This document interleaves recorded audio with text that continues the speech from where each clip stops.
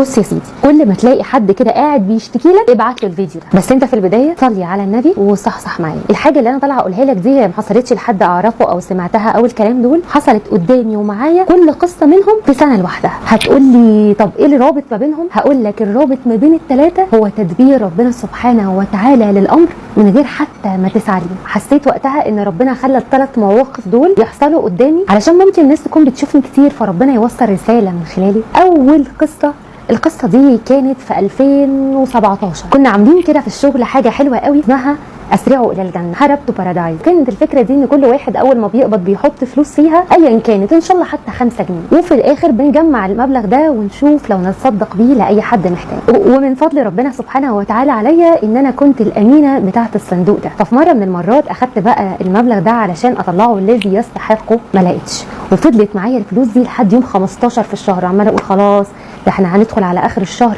وانا خايفه، يعني لازم اتصرف في الفلوس دي، لازم اطلعها للي يستحقها في اقرب وقت. يا رب ارزقني بمن يستحق الفلوس دي.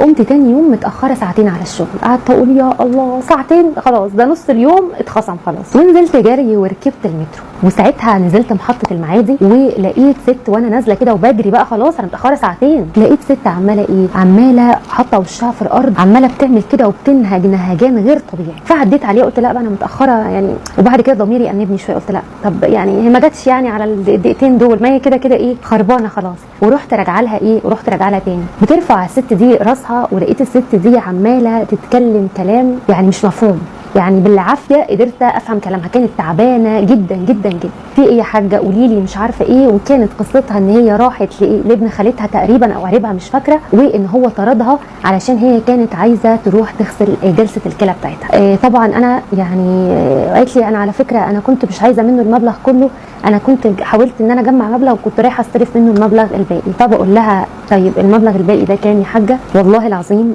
وربي على ما اقول شهيد وكفى، يعني ان هي قالت لي بالجنيه المبلغ اللي كان معايا وقتها من هو صندوق الامانه ده.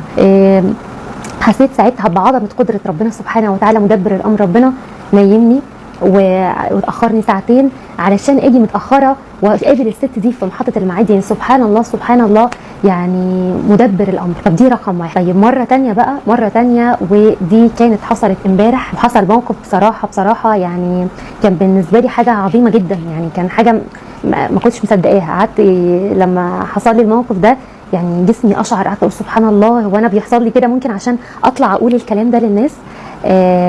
الحكايه حصلت يا سيدي ان برضو انا على نطاق ضيق جدا، قرايبي واصحابي والناس المعارف او كده، ساعات كل لينا اول شهر ممكن نجمع مبلغ كده ونشوف من يستحق وكده ونوزع المبلغ ده، ولازم الحاله تكون عارفينها كويس جدا. فلقيت ست من الناس اللي انا عارفاهم بتتصل بيا في حاله يومنا كذا كذا كذا كذا، والحاله دي مديونه جدا واسره مديونه وليل نهار بيعيطوا والديانه على طول على بيتهم، والموضوع عندهم صعب جدا وفي كرب شديد يعني. فقلت لها والله احنا اساسا جمعنا خلاص، احنا جمعنا شهر 8، فيعني صعب ان انا ولسه بنجمع للكيس الاولى اللي انا اعرفها برده معرفه قويه جدا وخلاص يعني، فانا مش عارفه هقدر اقول لهم يجمعوا تاني، هيبقى صعب عليهم او كده. فقالت لي، قلت لها طيب اصبري عليا اسبوع كده وانا هرد عليك. المهم هي كلمتني الساعه 9:30. انا من الناس اللي ما بتشوفش الواتساب كتير، ففتحت الواتساب بتاعي لقيت رساله مبعوثه لي من حد يعني من الناس اللي انا اعرفها، هو انسان فاعل خير جدا، ربنا يا رب يبارك له ويزيده.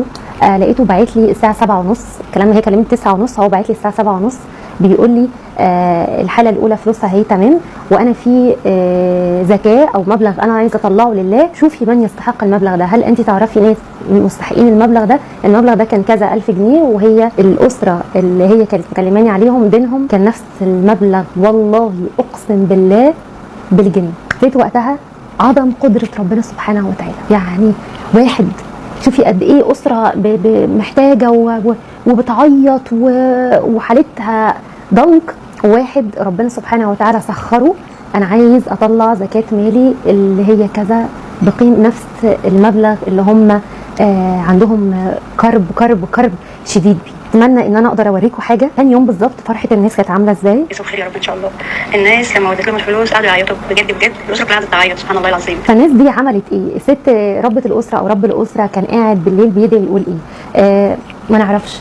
ربنا سبحانه وتعالى بيحط قصص في حياتنا فيها تأملات عظيمة جدا عن الله المدبر الأمر، عن الله الستير، عن الله لطف الله الخفي. ان انت تكون قاعد كده تلاقي الحاجه جايه لك لحد باب بيتك وبتقول لك انا اهي، مين اللي بعتها؟ والله لوحده بس، مش اي حد تاني. وفي قصه ثالثه برضه حصلت معايا بالظبط، بس دي كان مبلغها اكبر، اللي هي بتاعت الاسره المديونه دي، فحبيت اقولها علشان تعرفوا ان ربنا سبحانه وتعالى هو المدبر. مهما كان كربك، همك، حزنك، الضيقه اللي انت فيها، اعتمد على الله بس، اقعد في خلوتك كده ونجيه، قول له يا رب كن معايا ودبر لي امري فانا لا احسن التدبير. ربنا كبير قوي يا جماعه. بس كده، السلام عليكم.